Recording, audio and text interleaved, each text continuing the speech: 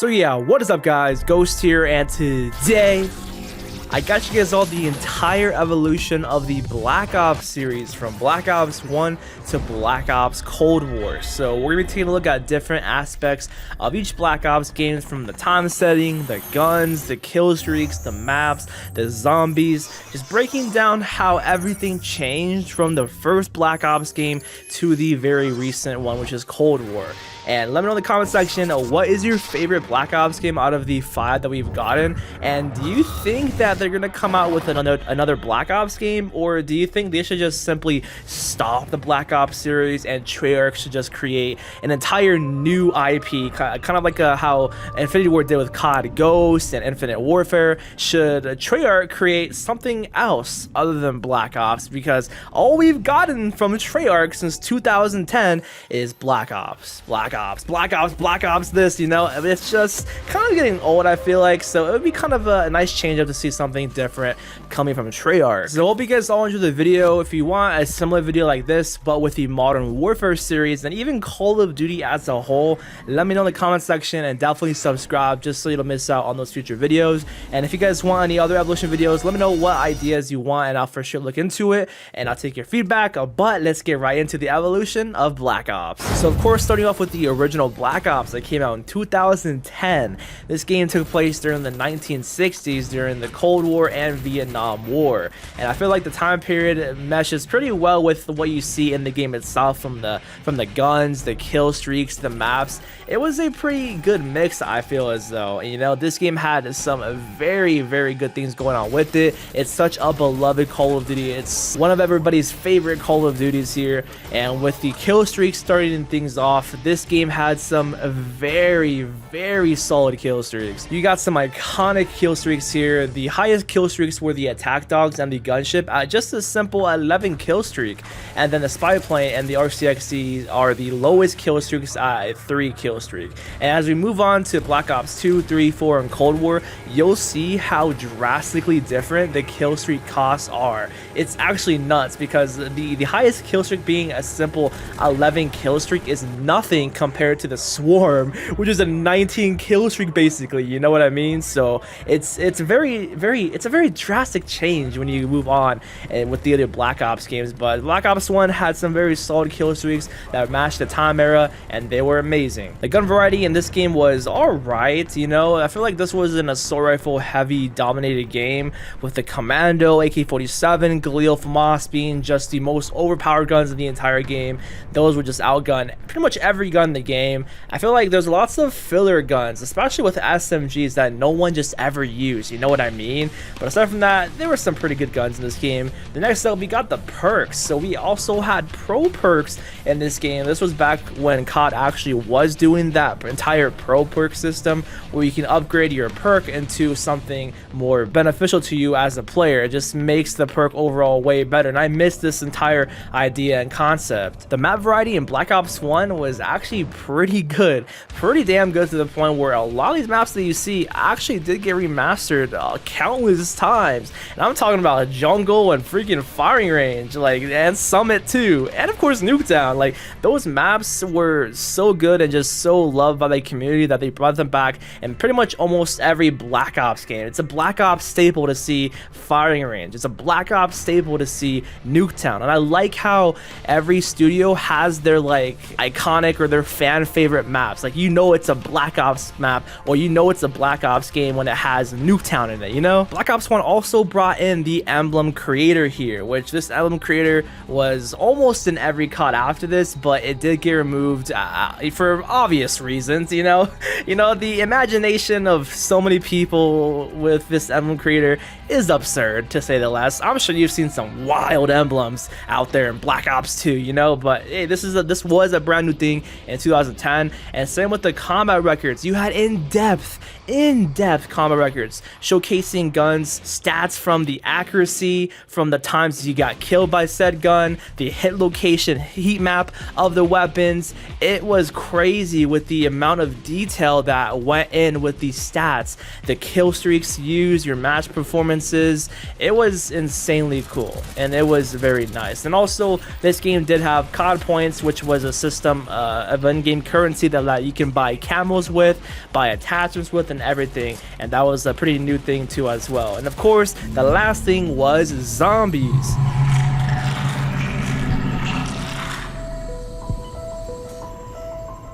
That transition never gets old right there. I was so scared of zombies back then when I first played Black Ops 1, man. You know, I'm sure lots of y'all can relate to that. But of course, we had some iconic zombie maps here. We even had the maps from World at War remastered into this game.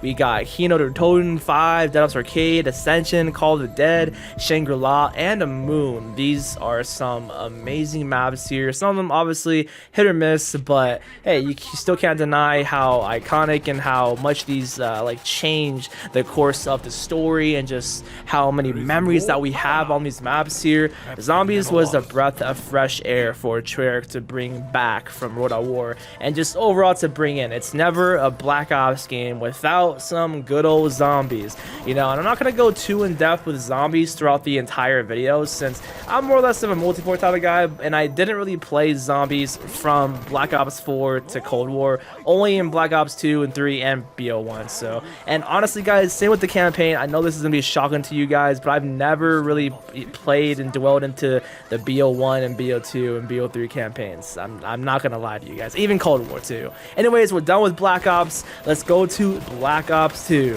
So Black Ops 2 took place in the year 2025. Obviously, it's in 2 years, almost a year from now, which is actually insane. This was a futuristic COD back in the day, but now it's a modern COD. How the times have changed, but the score streaks here in this game, and the keyword score streaks. This was the first time where we had score streaks ever in Call of Duty, and these kill streaks were amazing. The Orbital VSAT, K9 Unit, Swarm, Lodestar, EMP, even the Warthog. Yeah, these kill streaks are iconic and they work so well in the multiplayer, you know.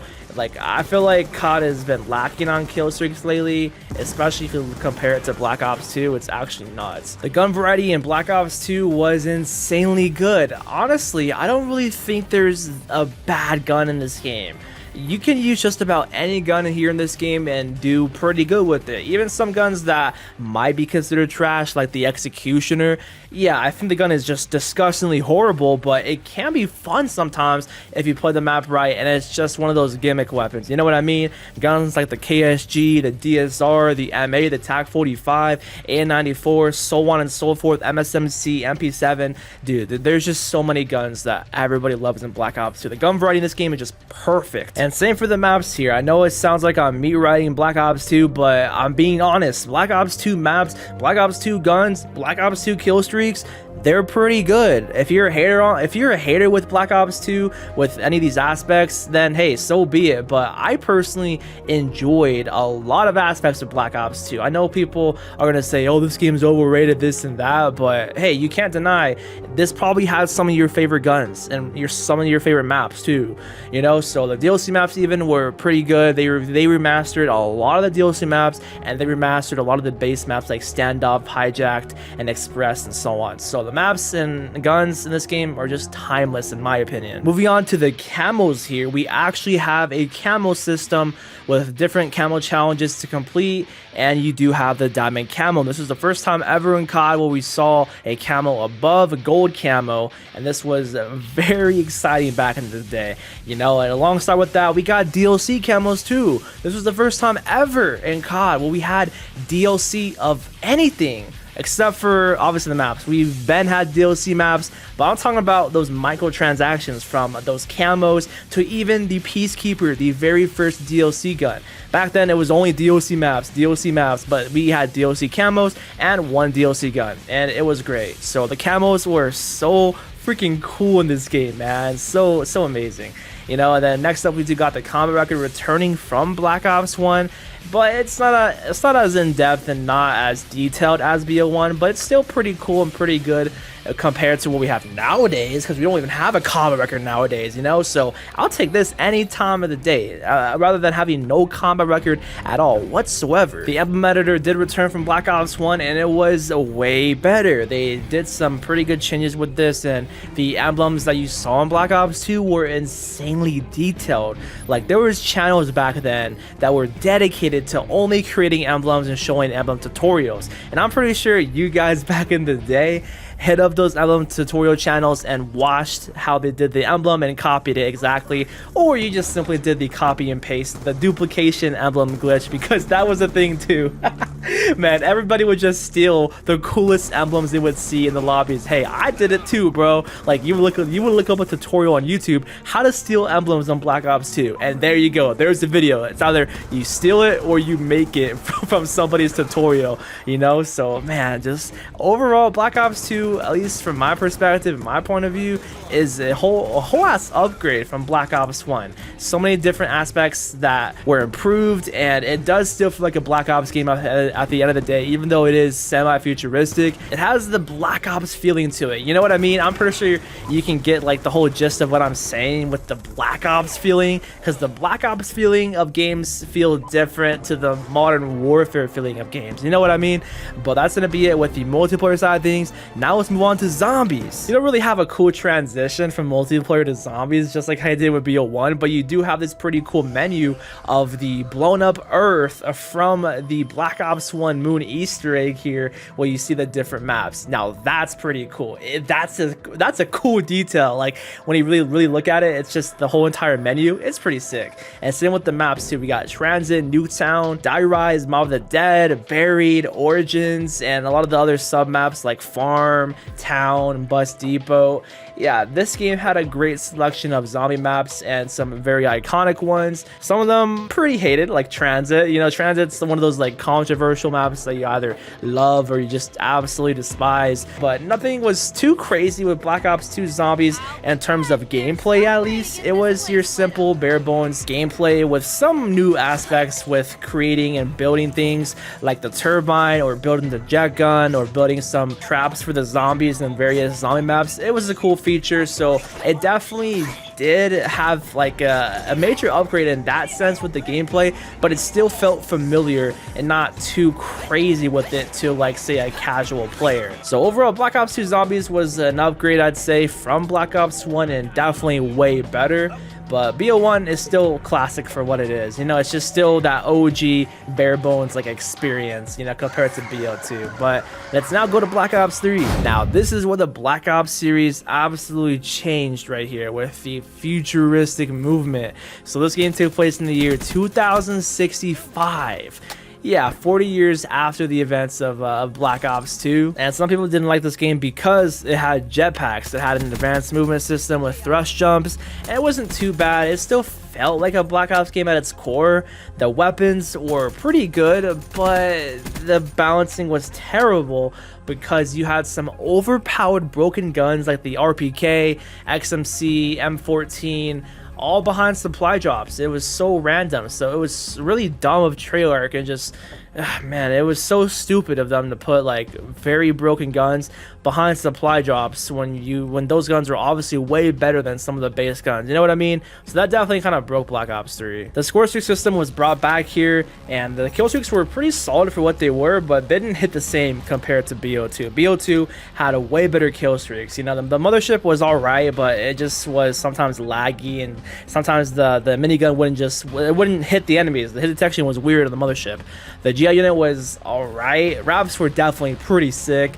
The VSAT came back as the hater, and then the Wraith is the stealth chopper. So you had some Black Ops kill streaks returning. You know, I feel like every Black Ops game has the same set of kill streaks, but like reskinned, or they're the same ones, like the lightning strike and so on. Now, the one thing that was a make or break thing was the specialist. So yeah, some people didn't like this at all because you had like these different characters that had an ability and an overpowered weapon that pretty much one-shotted you, and no one liked that, man. You know, it's cool using them, it's cool getting quad feeds and 5 and 6 mans with the Purifier and Scythe, but when you're on the other end, it's just ridiculous. You know, it's not no Overwatch, it's not no Destiny, but it's kind of a cool thing. It's different, yeah.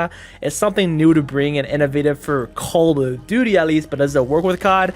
Nah, don't bring the specials back again. You know, I don't mind how we have field upgrades now with COD. I don't mind field upgrades, not no special hero upgrades with these characters. But aside from all that, the customization was pretty cool. You had hero golden gear to go with, alongside with your gold camos and your diamond and dark matter. You had gold gear, which is pretty cool. I just wish they had dark matter gear. And speaking about camos, this was the first time where we had a dark matter type of camo here. This is the ultra mastery camo of all mastery camos back in the day. Dark matter.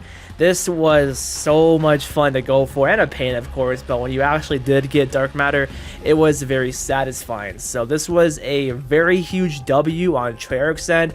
They always do a great job with camos, 100%. I feel like they do the best out of Infinity Ward and Sledgehammer with the camo grinds, and just the way even the DLC or the extras section with the camos here, yeah, they were so cool. There were some pretty cool camos, like the camos from Garad Crovey, the Revelations Pocket Punch camo, the Ketchup and Mustard camo, the Cherry Fizz, the Empire. Yeah, there was some insanely cool looking camos here in Black Ops 3. Moving on, another huge aspect that was make or break was supply drops. So supply drops returned from Advanced Warfare, and you have this entire crypto key system where you earn 2 to 3 crypto keys, or 1 to 3 rather, or even you don't even get a crypto key sometimes. I think it just depends how long you stay in the match. And then you have these supply drops you open with set crypto keys, and it was something else, definitely. You know, the idea of supply drops is cool, but the execution of it is just terrible in this game. And then you did of course have the combat record returning from Black Ops 1 and 2. It wasn't as in depth as BO1, of course. It was pretty much the same exact thing as Black Ops 2, and it was pretty nice. And with this combat record, you also did have a zombies combat record too, which is so cool. So you get to see how many times you use said gobblegums, you get to see how many times you killed said zombies with the weapons, you get to see your highest rounds on every single map. It was very cool, including a zombies combat record. And you could also prestige in zombies too. Yeah, that was so cool how they actually added up a leveling up system. 10 prestiges in zombies, 10 prestiges in multiplayer, and not only that, you got 1,000 freaking levels. 1,000 levels both in multiplayer and zombies. I loved this so much. It was a huge grind. If you went to level 1,000 in both multiplayer and zombies, you are absurd. You are crazy. I've only did it in multiplayer. I'm only level like 220 in zombies, but still, it was a huge grind, and I love that about Black Ops 3, how grindy this Call of Duty is. We're almost done talking about the multiplayer. There's just so much things to talk about with the multiplayer side of things of Black Ops 3, but of course the Emblem creator did come back. It's pretty much the same thing as Black Ops 2 with some minor changes. And another thing which was a new feature was the paint shop, the paint jobs feature here, where you can create your different paint jobs for your gun. People were asking for the ability to create your own camos in Call of Duty, and this was as close as we can get with creating camos. You had different paint jobs that you can view from the entire community, which is so cool. But sadly, you couldn't download them, man. Like, if you can download a lot of these people's paint jobs, it would have been so epic. It would have been so cool, and it would have made the community aspect just more like immersive and better, you know. But you saw some crazy cool creative creations with the paint jobs here, and even you can check out people's emblems as well. And the last thing with the Black Ops multiplayer, hopefully I'm not forgetting anything, but one thing that people kind of forget about is how there's variance in this game. Well, sort of, you know, there's these different attachments that you have variations of that you get from supply drops, and if you do collect all of them, you can create a certain variant of your gun. And this is actually a very overlooked feature that people don't realize that is in this game because of how diluted the loot pool is with the supply drops. But when you do combine every single attachment variant on the said gun, the gun looks different and it looks pretty cool. You know, I wish they would have like somehow expanded upon this or made it more accessible unstoppable or something like that, because the guns look cool. It just changed the look aesthetically. It didn't change how like the gun worked with the stats. It just made the gun look pretty cool in my opinion. So this was also a thing, but now let's go on to zombies. The zombie maps here in Black Ops 3 are incredible. Of course, with the Easter eggs too, and where it took the story, it was insane, man. It was really nostalgic, and it was such a great time watching all those YouTubers back in the day, like Dog JD, Ruffle Waffles, NoJ456, live streaming zombies and doing the Easter egg and finding out what steps to do. It was such a great time to be alive back during this game's prime. And of course, we did have a new gobblegum system, which the gobblegums were a controversial thing, especially Perkaholic and so many other gobblegums. You know, people basically said zombies was pay to win because you can the amount of liquid diviniums that you can buy basically kind of increase your chances of how well you did in a zombies map. Well, I guess it slightly helped. It was just like a big help. It's kind of like training wheels on a bicycle, basically. It just makes the experience a lot easier. You had Newton's Cookbook, which was a new feature added in, which you could actually create more gobblegums with the gobblegums that you have collected already. So it was a pretty cool feature. Zombies also did have weapon customization and weapon camos as well, so it was definitely an upgrade from Black Ops 2 Zombies, finally expanding more on the zombies aspect of things. And overall, guys, Black Ops 3 Zombies to most people is considered the best, just the definitive Black Ops Zombies experience, pretty much, you know. And I guess I can agree with that. It's definitely very timeless. The amount of PC mods that people have expanded the experience with, and just the amount of maps are incredible. The remasters of the maps, the community aspect of the entire PC side of things with the zombies is incredible with what they can do and show off. So overall, it's a huge W. Now moving on to Black Ops 4, this is where people will consider the downfall of the Black Ops series, but some people don't mind Black Ops 4. You know, I feel like the peak of the Black Ops series was Black Ops 3, and in my opinion, this is where things just took a little spiral down, at least from my eyes. You know, Black Ops 4, it feels very similar to Black Ops 3. It's basically BO3 but without jetpacks, pretty much. It has the same idea with specialists. The gameplay was just so all over the place because of the specialists, you know. And yeah, this game did have returning specialists from Black Ops 3 and some new ones, but the specialists were even more broken and overpowered. They were ridiculous, dude. Like Torque with his razor wire, which is the most annoying thing ever, man. This, like, the specialist is the main reason why I despise Black Ops 4. But then again, I don't mind Black Ops 4 because it was the last Call of Duty to feel traditional. It was the last COD to have the normal matchmaking where you can vote for freaking maps. It was the last COD where you had the prestiging system. It was the last COD to have many things that I miss. So that's why I think Black Ops 4 is still tolerable nowadays. But compared to the other Black Ops games, I like Black Ops 3 a lot better. I feel like Black Ops 3 is just better as a whole with the quality of the game. The kill streaks were actually pretty solid. It was nearly at the level of Black Ops 2. If there was a couple more streaks added like the Lodestar, then it would have honestly been at the same level as Black Ops 2 kill streaks. But they were definitely way better compared to BO3's kill streaks, 100%. The gun variety in this game was okay, you know. I like the aspect of the operator mods. That was a new thing to Call of Duty that I wish they would bring back, but that was a cool thing where you had specific attachments for, you know, a set of guns. Like every gun in this game actually didn't have the same attachments. I like that. I actually didn't mind that.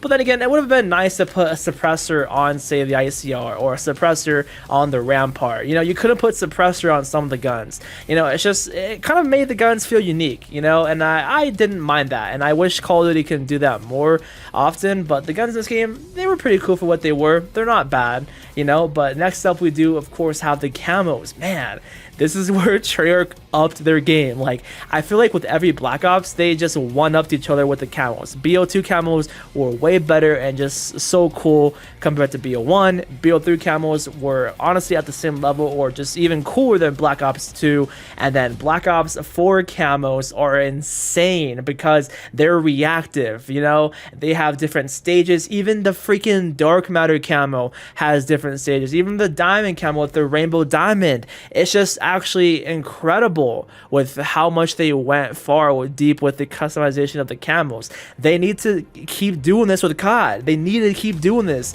but they don't. They don't. Treyarch needs to bring this back again with their next Black Ops game, 100%. This game, just like Black Ops 3, had 1,000 levels, but the rewards are the same. You know, there's nothing new. You just got these prestige icons from the other Black Ops games, just like with Black Ops 3. I wish they would have expanded upon rewards every 100 levels, but they didn't. They missed out. And this game didn't have a combo record. Yeah, pretty freaking lame, dude. Like, how are you gonna have a combo record in every Black Ops game except for freaking Black Ops 4? What? And then this game did bring back paint jobs. I forgot this was, I didn't even know this was a thing. I forgot this was a thing because I don't remember ever seeing someone using a paint job in Black Ops 4. Maybe I'm tripping. And then another new feature was Blackout. This was a thing that people were surprised that they brought in, a battle royale with COD. This was before Warzone was even a thing. So it was a cool idea because you had this huge map with different locations of other Black Ops maps. It was cool. The idea of it is cool. You had Nuketown Island, you had the entire map of Hijacked, you had firing range, you had some very cool iconic locations from the entire Black Ops series. I love that entire idea of it, but some of the gameplay was poor. Very, very poor. You know, with the armor system, people didn't like it as much. The looting system was garbage, but it did have some improvements over time, but I don't know. It's either you like Blackout or you like Warzone. And I kind of forgot to mention the black market. The supply jobs, or rather the reserve crates, did return from Black Ops 3, but they were even worse. Yeah, you did have the same idea of weapons behind supply drops, but with these reserve crates, you got only one thing from the supply drop. But you did have like some other like cases too as well, which you had 3 items instead of like 1, but it still was kind of lame. The entire like battle pass system that they did bring in this game was just so terrible. Who the hell wants to get spray paints and all those paint things? And just, yeah, it was a disaster with this entire Black Ops pass. Yeah, never again. With BO4 Zombies, as I mentioned earlier, I didn't play this at all whatsoever, man. Like, I only played the maps a handful of times, and that's it. And I've never even played any of the DLC maps ever. I've only played Classified and I think the Titanic map, and that's pretty much it. So I have like no experience with BO4 Zombies. I'm not gonna have an opinion or say on this at all whatsoever, but I think the reception from what I can gather, that it was alright, and the ending was disappointing, and they should have had cinematic cutscenes like they did with BO3, but instead they had those like you know, weird comic. They had like this weird style, which, I mean, it was kind of cool to have those style of cutscenes that they did have, but still people wanted to like how they did with BO3. The BO3 had more effort, I feel like, with the zombies compared to BO4. So that's gonna wrap things up with Black Ops 4. Let's now go to the final Black Ops game as of right now. So the guns of Cold War are pretty similar to the weapons in Black Ops 1. There's a lot of guns coming back from Black Ops 1. Obviously this game took place in the same era pretty much as Black Ops 1, and I don't know, I see this game as like Black Ops 1 remastered, or Black Ops 1 reimagined, rather. You know, it has a lot of aspects from BO1, from the maps as well, and of course with the guns and streaks. The streaks in this game were kind of good. Yeah, I feel like they were pretty good, but the system was different. The entire streak system was different because they were passive streaks. You could still die, you still have the same amount of score. It was based upon score, the total score of the match, and the streaks had a reset timer on them, or a cooldown timer, and it was pretty weird. I didn't like it at all whatsoever. Then with the maps in this game, I mean, they were nothing too special. They're just normal Treyarch maps, I feel like. There's none of them that stand out like how there's maps that stand out in BO2 and definitely BO3, I feel like. So they're pretty decent. They're playable. That's all I'm gonna say about them. And then with the entire prestige system, man, there wasn't prestiging in this game. They took it out completely. It was this seasonal leveling up system. It was it's probably a personal preference thing. Some people like how it's unified with the levels, with the CODs that you play.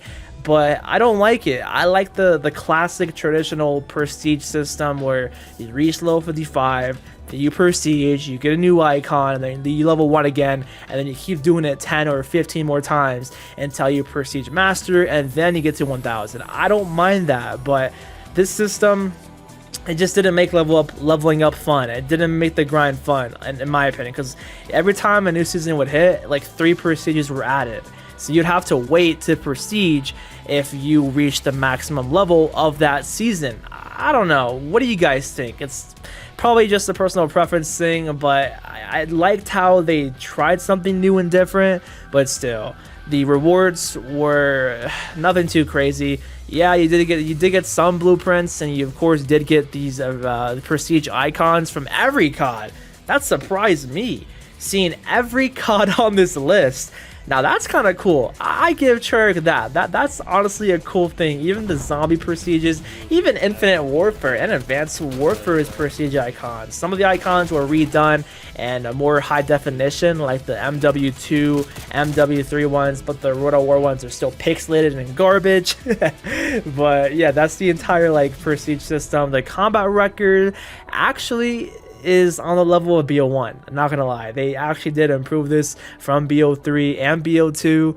It's pretty nice. You have the same stats where you can see how many times you got killed by a certain gun, so it was definitely detailed, but I kind of forgot the combat record was a thing because I didn't really pay attention or play Cold War as much since I didn't like it. I feel like the game just felt cheap. Just the actual gameplay, it just didn't feel as complete or polished compared to BO3, in my opinion at least. I don't know how you guys feel about that, but it still feels like a Black Ops game, but like a weird Black Ops game. I don't know. The camo system and the camo grind in this game was definitely a little bit different compared to BO3 and BO4. They had some pretty annoying challenges, especially those challenges where you had to kill enemies behind cover, and the point blank challenges were just disgusting, dude.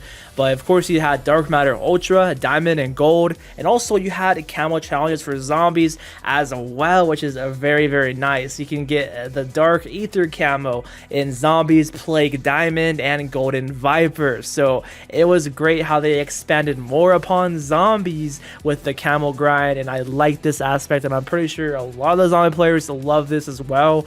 And this game did bring in some bundles. They removed supply drops and they have these bundles instead, kind of like how MW 2019 had it. It's the same exact concept. You buy these bundles with the COD points, and there was some pretty sick variants of mastercrafts here in this entire shop, and there was a lot of very cool operator outfits, and just the customization was pretty crazy, I feel like, with this entire store. So yeah, that's pretty much the entire side of multiplayer right there. It was for me at least a very mediocre experience.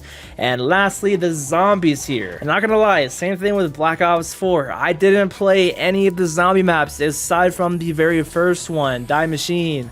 Die Machine was a pretty good map. I think that map is considered one of the best starting maps out of all the zombie maps we've had so far, and it was pretty fun to play, especially camo grinding on that map.